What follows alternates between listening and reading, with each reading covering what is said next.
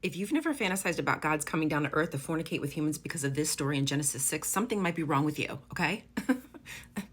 Okay, well, maybe something's wrong with me then. Curiously, Genesis 6:4 mentions the sons of God and the Nephilim, but it doesn't cast them in a derogatory light. There's no inherent negative spin. I have so many questions. First, how did the sons of God, Nephilim, Rephaim, get woven into one complex story that served to dehumanize them? Two, why? And then thirdly, what did Nephilim, Rephaim, and sons of God originally mean? As the Yahwish tradition moved more towards monolatry, they began to recast figures from neighboring mythologies into narratives that would emphasize their otherness. They wanted to dehumanize them. As it says, they were at one time known as heroic men.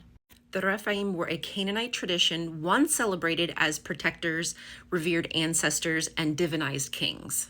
Now recast as evil, gigantic monsters. And this long-standing tradition of divinized kings and revered ancestors dates back to Hammurabi. In fact, the root Rapi is connected to Rephaim and Hammurabi. As for the B'nai Elohim, or the sons of God, they were known across the Swana region as a formidable tradition that the Yahwist would have to contend with.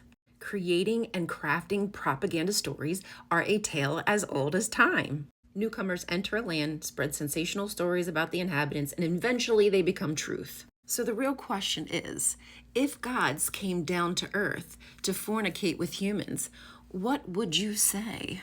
Oh, are you talking to me? Why is everybody looking at me? If you have stayed this long, I'd like to thank you because I have to introduce you to my friend Yasmin. She was able to facilitate 8 family members' escape. They only have 2 weeks left to gather enough money to be able to move to Canada. This is where they will be able to reboot their life. We cannot turn our backs on families once they evacuate. That is not when the journey ends. If you have the ability to gift this family, it will go a long way. If you can't, make her a video or post my video elsewhere. Just make sure you add her link. We cannot turn our back on our friend Yasmin. Not only are we under the wire for paperwork, but there's also medical emergencies too. We can at least do everything we can. Thank you.